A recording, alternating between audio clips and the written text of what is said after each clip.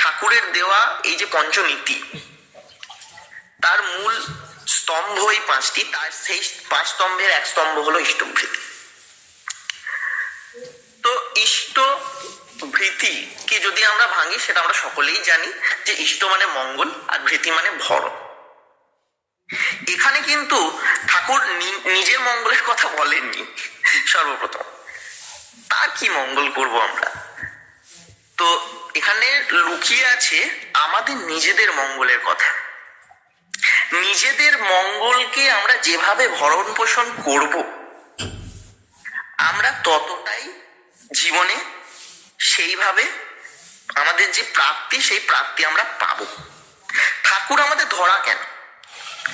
ঠাকুর আমাদের ধরা আমাদের ভালো থাকার উদ্দেশ্যে, আমাদের বাঁচা বাড়ার উদ্দেশ্যে। জীবনের যত ঘাত প্রতিঘাত আসে সময়ের সাথে সাথে, সেগুলোর সাথে লড়াই করার উদ্দেশ্যে, কখনো হার না মানার উদ্দেশ্যে, বাস্তবের সঙ্গে মানিয়ে নিয়ে চলতে শেখার উদ্দেশ্যে। সমস্ত যত যত সমস্যা পৃথিবীর বুকে, সমস্ত কিছু মানে একদম কি বলবো, ভেঙে ফুটে এগিয়ে যাওয়ার উদ্দেশ্যে। তো এই নাম ধ্যান ও জপ বইয়ে এক জায়গায় ঠাকুর বলছেন, অরবিন্দদা জিজ্ঞাসা করছেন, কাল ইষ্টভৃতি না করাই একটা চেইন অফ মিস্টেক, ভুলের শৃঙ্খল যেন হতে লাগলো। শ্রী ঠাকুর তখন উত্তরে কি বলছেন? বলছেন, ইন্দ্রজিৎ ছিল অজেয়, তার মূল ছিল নিকুম্ভিলা যজ্ঞ, কিন্তু যেদিন তার সেই যজ্ঞে ব্যাঘাত হলো, সেই দিনই তার বিনাশ সম্ভব হলো। আমরা যদি তেমনি ইষ্টভৃতি অটুট রাখি, তাহলে যে রক্ষা কবচটা হাতে থাকে, ভোরে উঠে নাম ধ্যান ইষ্টভৃতি করে বেরোনো লাগে, সেটা আয়ুধ স্বাস্থ্য সর্বদিকেই ভালো, সর্বদিকেই ভালো। আর এইসব করে যখন বেরোলাম, তখন সেই বেরোনোই হয় তেমনই বেরোনো। তাহলে আমাদের ইষ্টভৃতি হচ্ছে আমাদের একটা জীবনের কবচ। কবচ কেন ধারণ করি আমরা? যখন যুদ্ধে কবচ ধারণ করে, তখন কিসের জন্য? যে যখন কোনো আঘাত আসে কোনো অস্ত্রের, তখন তার থেকে কবচ আমাদেরকে রক্ষা করে। তেমনই হচ্ছে আমাদের জীবনের, বাস্তব জীবনের যে সমস্যারূপী অস্ত্র। শুধু সমস্যা কেন বলবো, যত রকমের বিপদ আপদ বলুন, হ্যাঁ, প্রতি মুহূর্তে তো আমরা এক জায়গায় স্থির থাকি না, এখানে যাচ্ছি ওখানে যাচ্ছি, তো বিভিন্ন রকমের সমস্যার সম্মুখীন হতে হয়। তো সব কিছু থেকে আমাদেরকে রক্ষা করছে কে? এই ইষ্টভৃতি। আমরা একদম ভোরবেলায় যখন সূর্যোদয় হয়, সূর্যোদয় হওয়ার আগে ইষ্টভৃতির করার নিয়ম আমরা সেটা সকলেই জানি ঠাকুরের আশীর্বাদ। তো যখন আমরা ইষ্টভৃতি করে সমস্ত কাজ, আমরা যখন ইষ্টভৃতির মন্ত্র পাঠ করি, তখনই কিন্তু বলি যে কর্মারম্ভে। তাহলে যে কোনো কর্ম করার আগে আমরা তাকে ওই অর্ঘ্য যে দিচ্ছি, সেটা কিন্তু আসলেই অর্ঘ্য নয়, সেটা হচ্ছে আমাদের সারাদিনের যে জীবন চলনা, তাকে সবকিছুটা তার কাছে নিবেদন করে দিচ্ছি যে ঠাকুর, আমি তো কিছুই না, আমি তোমারই। তো যেহেতু আমি তোমারই, তাহলে আমার সমস্ত দিনটাও তোমারই। সেটা কিভাবে চলবে, কেমন ভাবে আমি দিনটাকে চালিয়ে নিয়ে যাব, সেটাও তুমিই দেখো। তাই তো সকালবেলার ইষ্টভৃতি। আসলেই আমরা সেই অর্ঘ্য তার মঙ্গলে দিচ্ছি না, তিনি তো মঙ্গলময়, তিনি তো মঙ্গলের মানে সমাবেশ। তার কাছে মঙ্গল কি দেবো আমরা? তিনি আমাদেরকে, তাকে আমরা নিবেদন করি যে আমার মঙ্গলের কারণ তুমি হও, আমার মঙ্গলের ভরণ পোষণ কিন্তু থাকে আমার হাতে, এটাও বুঝতে হবে।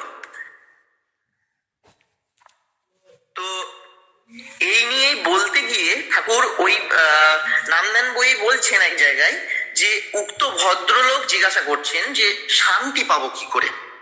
শ্রী ঠাকুর তখন বলছেন, সৎগুরু ধরা লাগে, নাম করা লাগে, সৎ কাম করা লাগে।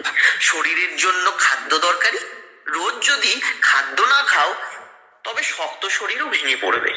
তাই শরীরের মতো মন প্রাণ সুরতকেও তার উপযুক্ত খোরাক নিত্য দেওয়া চাই, নইলে তারা কাহিল হয়ে পড়বে, শান্তি ও স্বস্তির ব্যাঘাত হবে। যজন যাজন ইষ্টভৃতি হলো মন প্রাণ সুরতের খোরাক। নাম ধ্যান রোজ নিয়মিত ভাবে করতে হয়, তার কথা সদা সর্বদা কইতে হয়। আর বাপকে যেমন আমরা রোজ খাওয়াই, গুরুকেও তেমনি রোজ খাওয়াতে হয়, তাকে খাইয়ে তারপর নিজে খেতে হয়। গুরু আধ্যাত্মিক ও সর্বভাবে আমাদের পিতা, অর্থাৎ পালন কর্তা, রক্ষা কর্তা। গুরুময় হলেই জীবন গৌরময় হয়। কি সুন্দর কথা। জীবনের নীতি বিধি যদি মেনে চলি, আমাদের আর ঠেকায় কি? আমরা তখন ক্রমোন্নতি ও শান্তির পথে চলবো একান্তর। কি সুন্দর বলছেন ঠাকুর, যে যদি আমরা যাজন যাজন ইষ্টভৃতিকে আমরা যেমন নিত্য খাবার গ্রহণ করি, তেমন ভাবেই আমাদের তো মনেরও শক্তির প্রয়োজন হয়। আর সেই শক্তি কোথা থেকে আসবে? এই যজন যাজন ইষ্টভৃতির মাধ্যমে। প্রতিদিন আমাদেরকে নিত্য নিয়মিত নাম ধ্যান করতে হবে, আমাদের প্রতি নিঃশ্বাসে তাকে রাখতে হবে। আমরা যেই নিঃশ্বাস নিচ্ছি ছাড়ছি, প্রতি নিঃশ্বাসে যদি তিনি বিরাজ করেন, আমার নিজস্ব জীবনের অভিজ্ঞতা থেকে বলছি আমি, তো তাকে উপলব্ধি করা যায়। এই যে সকালে ইষ্টভৃতি করার পর থেকে জীবনটা একটা যে শান্তির অনুভূতি না সারাদিন ধরে, যে না এই যে একটা বিশ্বাস, ইষ্টভৃতি সত্যি কথা বলতে একটা কি তৈরি করে, যে মনের মধ্যে একটা বিশ্বাস, গভীর বিশ্বাস তৈরি করে যে না, আমি তো আমার প্রিয় পরমকে মনন করে স্মরণ করে আমার দিনটা শুরু করছি, তাহলে আমার দিন খারাপ যেতেই পারে না।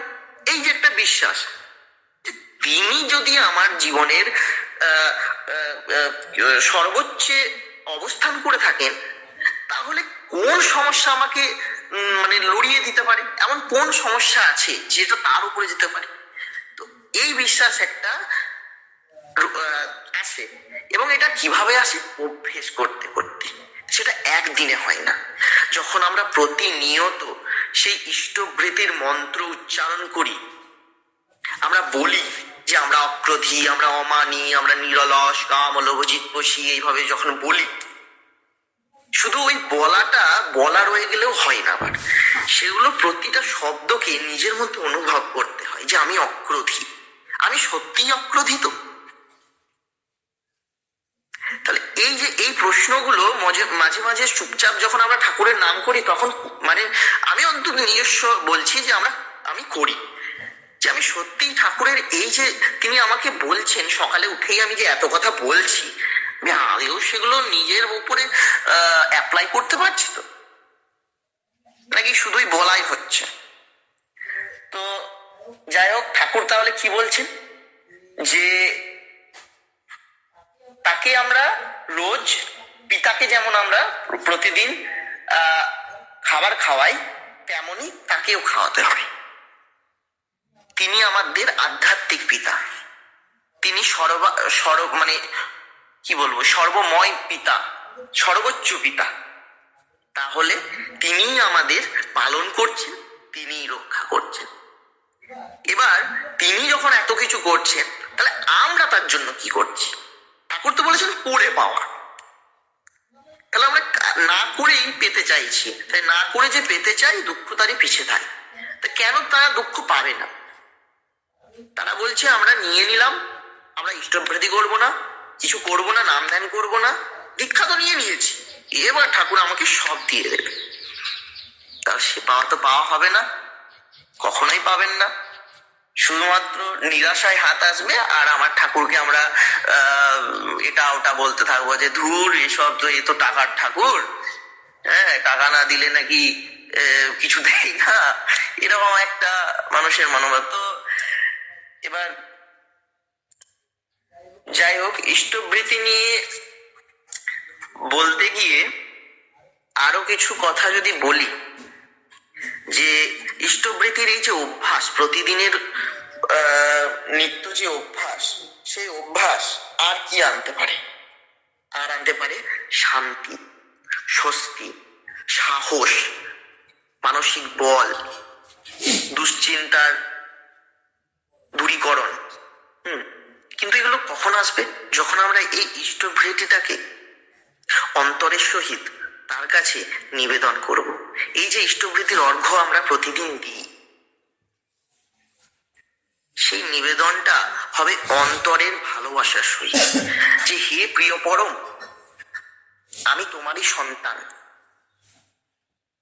তাহলে তুমি আমার এই, হ্যাঁ, এবং এটা তো অবশ্যই যে ইষ্টবৃতি সবসময় হওয়া উচিত, যে আমি যে প্রতিদিনের নিত্য উপার্জন করছি, সেই উপার্জন অনুযায়ী আমি আমার ইচ্ছে মতো একটা দিয়ে দিলাম, হ্যাঁ, তো সেটা আমার যেটুকু মানে জ্ঞান আছে, সেটা না, সেটা তো ঠিক মানে নয়, যে আমার যেরকম পরিমাণ উপার্জনের শক্তি, বল, সেই অনুযায়ী কিন্তু আমাদের যে ইষ্টবৃতির অর্ঘ্য, সেটা কিন্তু বাড়ানো উচিত সবসময়।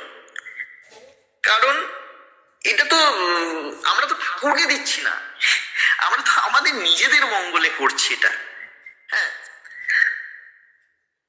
নিজেদের মঙ্গলেই এগুলো আমরা করছি। তো ঠাকুরের ইষ্টবৃতির ওপরে একটা সুন্দর কথা আছে, মানে কথা বলতে কবিতার মতোই আছে আর কি। তো সেটা আমি কালই পেলাম ঘাঁটতে ঘাঁটতে, তো সেটা একটু বলছি আমি, যে দিন গুজরানি আয় থেকে কর ইষ্টবৃতি আহরণ, জল গ্রহণের পূর্বেই তা করি সৃষ্টি নিবেদন। নিত্য এমনই নিয়মিত যেমন পারিস করেই যা, মাসটি যবে শেষ হবে তুই ইষ্টস্থানে পাঠাস তা। ইষ্টস্থানে পাঠিয়ে দিয়ে আরো দুটি ভুজি রাখিস, গুরু ভাই বা গুরুজনের দুজনকে সেইটি দিস। পাড়াপড়শির সেবার কাজে রাখিস কিন্তু কিছু আরো, উপযুক্ত আপদগ্রস্তে দিতেই হবে যেটুক পারো। এসবগুলি আচরণে ইষ্টবৃতি নিখুঁত হয়, এনা করে ইষ্টবৃতি জানিস কিন্তু পূর্ণ নয়। ঠাকুর কিন্তু আমাদেরকে সব কিছু সুন্দরভাবে বুঝিয়ে দিয়ে গেছেন, শুধু আমাদেরকে সেগুলো মেনে চলতে হবে, তাহলে জীবনটা অনেক সুন্দর। ইষ্টবৃতির ওপরেই আরেকটা আমি একটু পড়ার চেষ্টা করছি, ঠাকুরেরই কথা। ঠাকুরই বলছেন যে ইষ্টবৃতি করবো কেন। ঠাকুর বলছেন ইষ্টের প্রতি নেশা বাড়াবার জন্য নিত্য ইষ্টবৃতি করতে হয়, তাকে দেব, রোজ দেব, প্রাণ ভরে দেব, তাকে না দিয়ে আমার পেটে কিছু দেব না। কি দেব তাকে? কি দেব তাকে? এমনতর একটা আকুল আগ্রহ মাথাকে পাগল করে দিল। সুন্দর ঠাকুর বলছেন, দেখুন ঠাকুর বলছেন তাকে রোজ দেব, প্রাণ ভরে দেব। যে কথাটাকে বলার চেষ্টা করছি, যে আমার সবটুকু দিই, আমার যতটা ভিতরের অন্তরে ভালোবাসা আছে, যতটা ক্ষমতা আছে, সব কিছু দিয়ে তার কাছে উৎসর্গ করে দেবো। একটা আকুলতা আসতে হবে শরীরে, মাথায়, মনে, সব সময় একটা আপ্রাণ মানে আকুলতা থাকতে হবে, যে আমি কিভাবে তার জন্য নিজেকে সমর্পিত করে দিতে পারবো। এই তারপর বলছে এই কর্ম প্রতুল অবদান আবেগ নিয়ে আসবে। মেডিটেশন যখন হতে থাকবে, শরীর মন যদি একবার ইষ্ট ঝোঁকা হয়ে ওঠে, তাহলে আর কি চাই? কি বলছে দেখুন, আমাদের যে শরীর মন যদি তার প্রতি একদম সম্পূর্ণভাবে ঝুঁকে যায়, তাহলে আর সত্যিই কিছু চাই না। এবং যে একবার ঝুঁকে যাবে, সে সত্যিই উপলব্ধি করবে যে আমাদের ঠাকুর জীবন্ত। সে আরো থেকে আরো তার দিকে ঝুঁকে পড়তে শুরু করবে। তাকে ভালোবেসে মানে না ভালোবেসে থাকতেই পারবে না, এটা হচ্ছে একটা ব্যাপার। এবং তার বলা যে নিয়ম, যেটা করলে আমরা আমাদের জীবনে সঠিকভাবে একটা ছন্দে চলতে পারবো, সেগুলো সে আরো আগ্রহী হয়ে আরো উৎসাহিত হয়ে করতে শুরু করবে। এটাই আমাদের ঠাকুর। তো এবার আর কতটুকু সময় আছে আমি জানি না, অনেক কি বলতে পারলাম জানি না। তো আমার বাবা মুক্তচন্দ্র কুণ্ডুরি এই ইষ্টভীতির ওপরে একটি লেখা লিখেছিলেন, তো সেইটুকু আমি শেষকালে বলার চেষ্টা করছি। তিনি একটি কবিতায় লিখেছেন, সেটার নাম হচ্ছে ইষ্টভীতির সার তত্ত্ব। সৎসঙ্গে উপস্থিত সকলকে জানাই হার্দিক জয়গুরু। ঠাকুরের কৃপা মাথায় নিয়ে করি ইষ্টভৃতির কথা শুরু। ইষ্টভৃতির আসল উদ্দেশ্য মন প্রাণ সুরতের খোরাক। ঠাকুর ধরে দীক্ষা নিলে কি হবে, আসল জায়গায় ফাঁক। ইষ্টভৃতি হলো তপস্যা পরায়ণ ভক্তির কার্যকরী রূপ। নিয়মিত ইষ্টভৃতি না করিলে জমবে মনে আবর্জনার স্তূপ। রোজ ভোরে উঠে যদি শুদ্ধাচারে ইষ্টভৃতি করে, তাহলে সব আপদ বিপদ সহজে অতিক্রম করতে পারে। এই যে এই জায়গায় বলছেন যে শুদ্ধাচারে, তো ঠাকুরকে জিজ্ঞাসা করা হয়েছিল, সকলেই জানেন যে আচ্ছা আমরা কি বিছানার উপরে বসেও ইষ্টভৃতি করতে পারি? তো ঠাকুর বলেছিলেন করা যায়, কিন্তু যতটা সম্ভব হয় শুদ্ধাচারে করাই উচিত। আচ্ছা আমাদের নিজেদেরও একবার তো বিবেকে ভাবা উচিত যে আমরা কি বিছানায় বসে বসে আমাদের ঘরের পরিবারকে খাওয়াই না খেতে দিই? দিই না তো, তাহলে তাকে কেন দেবো? সেও তো আমার নিজের লোক, সে তো সবার আগে সবার উপরে। তাহলে তার জন্য যেভাবে আমরা আমার নিজের ভালোবাসার মানুষের জন্য করি, তিনি তো আমার আরো প্রিয় পরম কাছের মানুষ, তার জন্য যেটুকু সর্বোচ্চ করা যায় আমরা কেন করবো না?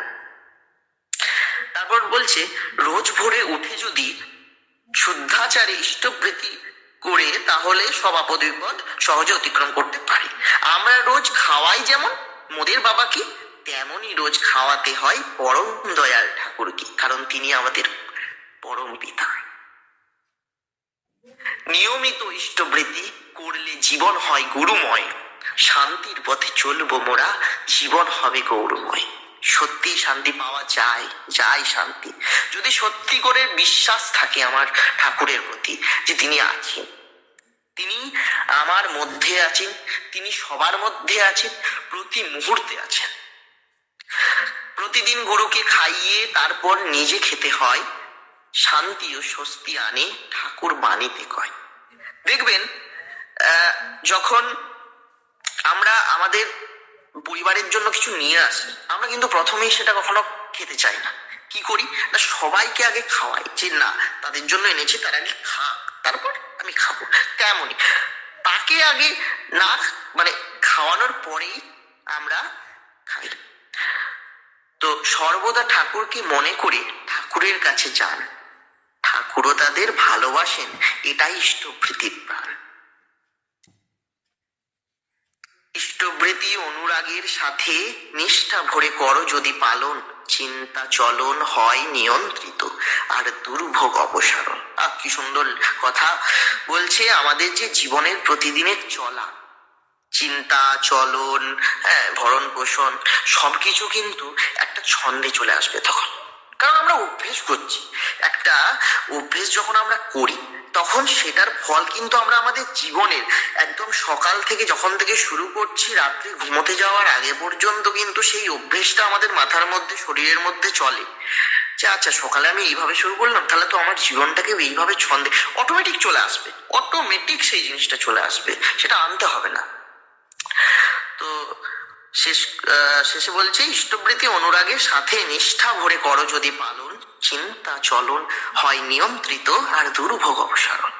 আমাদের জীবনের যত যন্ত্রণা, তবে এই ইষ্টভৃতি করতে গিয়ে আমাদের নিজেদের মনের মধ্যে এই ভাবনা থাকা চলবে না যে আমি ঠাকুরের কাছ থেকে কি পাবো, বাস এটুকুই। আমি নিজস্ব বলছি, আমি ঠাকুরকে এটাই বলি যে ঠাকুর আমার যাতে মঙ্গল হয় তুমি তাই করো, কারণ ঠাকুর আমাদের জন্য অনেক বেশি কিছু ভেবে রেখেছেন। আমরা যদি চেয়ে ফেলি তাহলে আমরা কিন্তু সব থেকে বোকামি করবো, কারণ সব পাবো না, কিছুই পাবো না তার, যেটুকু ঠাকুর আমাদের জন্য ভেবে রেখেছেন, করে রেখেছেন যে না এটা পাও না। তো তাই এখানেই আমি শেষ করার চেষ্টা করছি। জানি না কতটুকু বলতে পারলাম ঠাকুরের কথা। সকলে নতুন বছরে আশীর্বাদ করবেন, আরো থেকে আরো তরতার হয়ে উঠতে পারি যেন, এইটুকুই আশা নিয়ে প্রিয় পরমের কাছে নতুন বছরে সকলের জন্য মঙ্গল কামনা করে সকলেই ভালো থাকুন, সুস্থ থাকুন, ঠাকুরকে ধরে থাকুন, বিশ্বাস রাখুন যে তিনি আছেন, তিনি থাকবেন, মানে তিনি ছিলেন, তিনি আছেন, তিনি থাকবেন, বাস এইটুকুই। এবং অনেক অনেক অনেক শান্তিতে থাকুন, ভালো থাকুন, ঠাকুরের কাছে এটাই চাইবো। জয় গুরু, জয় গুরু সকলকে, জয় গুরু।